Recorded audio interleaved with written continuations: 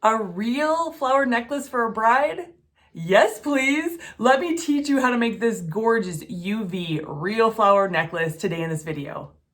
What's going on, my fellow jewelers? It is bridal season, marriage season, wedding season, whatever you want to call it. And I am doing a series on necklaces and earrings fit for a bride or a bridesmaid. And so today we're doing a UV real flower necklace. So gorgeous. Don't worry about it. I'm going to teach you the tips and tricks so that by the end, you're going to be able to make it just like I do. So before I get started, make sure you subscribe my channel if you haven't already. But let's dive right in right now. Man, you don't really need much, but everything I'm using today, you can check out in the description below. So we're gonna take our flower, oh my goodness, it is so delicate, be very careful. You're gonna take it with your tweezers and you're going to hold it in the middle because that is where it is most stable at this point. And we're gonna do a really thin top layer, doing half on one side, half on the other, flipping it over and doing one half and one half on the back side. And you're just going to, with your UV resin, you're going to take just a line like that. You don't need much. Do not do a lot or it will drip or make it so heavy that when the flower cures, it will look, it will be bending. It will, yeah, it's already starting to want to bend under the weight of the UV. And we're just going to spread it out just like so, just being gentle. I love this tool because it's silicone on this end and then a tip piece on the other end. And I love it because with this particular project, I can just spread it really gently. I don't have to use my finger or anything else. And so I just use it just like so. And then we're gonna cure it real quickly. You don't wanna cure it with look like this. You want to cure it on its side because if you cure it like this, the weight of the UV kind of bends it and then it kind of makes a bending shape, and I don't want that. I want to make it so that it's flat. And so I'm going to use, oh, I'm seeing a drip. Am I seeing a drip? Okay. You want to make sure that you don't get drips. Drips are awful in this case because you can really see it in your piece. And so we're just going to cure it really quick. A flash dry, we call it. Do a flash dry. And if I feel like my flashlight isn't working well enough to cure it as fast as I want, then I will take my, this guy. I'm going to take this guy.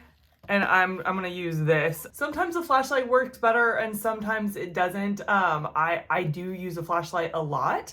I would recommend getting it if you're into UV resin. But in this case, I really want it to dry, cure really quickly because I don't want any drips. The faster I cure it, the less likely I have drips. Okay, so we're going to gently, oh my goodness, this part makes me so nervous. Because this is, I think the first layer is the hardest because it is so delicate still, and you're trying not to break any of your petals. You're trying to do this part as quickly, as gently as possible, but while being patient. Again, you don't want a lot, you just want enough to cover for the first layer to make it hard. And so I'm just spreading it gently over the petals, just gently, gently, gently, gently. Okay, and now I'm going to cure it on its side once again. This project takes a lot of patience. I feel like you have to be super gentle and super patient, which two of my least characteristics I have in myself.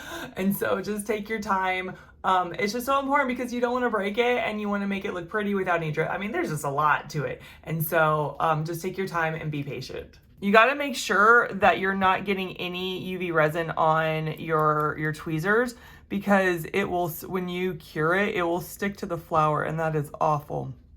So we got the first layer done. We're just going to do the back side in the same manner. And so we're just going to do, I'm going to do half UV resin on this side and cure it and then half on the other side. So I'm just going to fast forward for you. You don't need to be watching me the whole time doing it slow-mo.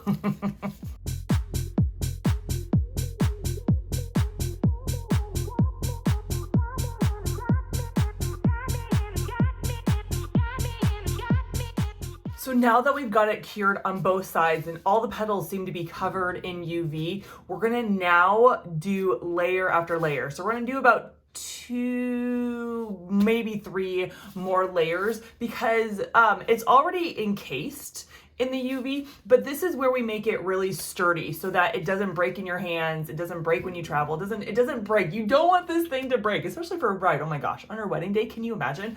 And so these next layers are to make it as firm as possible, so you have less of a chance of it breaking, okay? So that's what we're gonna do. We are going to do about 2 or 3 more layers. Again, do not get UV resin on your tweezers and then cure it, because it will stick to the flower and break it or leave a mark, and it's awful. I've done it on camera before, for goodness sakes, trying not to. And so now we're just going to go around and we're going to do 2 or 3 layers on both sides, not just one side, to make it so that it is really stiff and sturdy and less likely to break. And again, tip for you, keep going, flipping it on its back to make sure there's no drips. If there's drips, just kind of wipe it down. You don't want drips because it looks really ugly. It looks so ugly with drips, and there's really little you can do about it. I've tried to kind of file it and it doesn't really work really well. And so just go gentle and patient. That is the theme of the day. Okay, so now, again, we're just gonna do layer after layer, and I will do that in, I'll fast forward for you, and then we'll go to the next step.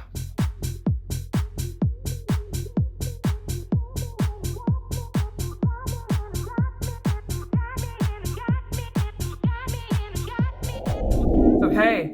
Done layer after layer after layer. I lost count how many layers I did, but oh my goodness, it's so pretty. So now that we have it as many layers as we want, and it's so pretty, make sure when you're looking at it that every petal got UV on it. You can tell because it's shiny now, and then the parts that didn't get it are not shiny. I mean, yeah, right? To make this independent, you could do it upside down, right? This is the upside down. Or this is right side up. It doesn't really matter. No one's gonna notice but you. I'm gonna do it up here. So you're gonna put your hole in it. I have my manual drill. It takes a while with the manual drill. I think for Christmas we're gonna ask for a real drill. And it just takes a long time. And you're gonna hold the flower and you're gonna hold it in place. And it just takes a long time. Oh, we did it. We got through. I feel like it takes forever, and I'm always worried about breaking it. Make sure when you put a hole in it, it's pretty far down so it doesn't make, like, you know, it doesn't break it. So you gotta kind of do it a bit far down. Look at that. Did it. So now we're gonna put it on the necklace and call it a day. So I'm gonna get my tools and I'm going to get my necklace. Like so. If you still feel sticky, I just suggest that you put it under the lamp as long as possible. So we have our jump ring, right? You need kind of a big one to not just to go through it, but to have it dangle. And so I'm going to use both my pliers, and I'm going to open it up like so. This one will go this way, this plier will go this way. And then I'm going to put it on. You need it to open up pretty big. Oh, it's kind of thick. Oh, be careful. Be careful. You don't want to break it. This is so gentle. And then you're going to put your chain in there. You don't have to do this part. You can actually do the chain afterwards and just kind of thread it through. But I like to put the chain on now. And then I'm going to close it up, making sure my jump ring, making sure my jump ring is touching like this. If your jump ring's like this, or your jump ring's barely open, it will fall apart. And so just make sure that's completely closed. And that, my fellow jewelers, is how you make this real UV flower necklace. It's the end of my video, and that means I pray for you. So today, the Lord wanted me to pray that you would rest. Some of you aren't sleeping well at night, or you're not taking a day off. The Lord designed our bodies to rest, like to have a day off, to sleep at night. Like He designed our bodies that. But then with our culture, we just want to go, and rest kind of gets put by the wayside. And He just wants me to pray rest over you. So Lord, I pray for my viewers, God. I pray they would rest. I pray their minds would rest. I pray their hearts would rest. I pray when they're trying to sleep at night and their minds are swirling that you would just calm them down and they'd get a really good night's sleep, God, and they'd be able to restore their body, God, with rest. God, thank you that you didn't design us to go, that you're not a taskmaster, that you're not a demanding God, but that you want us to work, but you also want us to rest. And so, Lord, I pray for my viewers to get a day off. I pray that you would shut all doors so they have to get a day off. But Lord, I just pray, God, that you would give rest. In Jesus' name, amen. All right, guys, thank you so much for tuning in. I think I'm gonna do 1 or 2 more videos for this wedding series, and then we'll go on to the next thing. All right, I love you guys. I'll see you in the next one. Bye!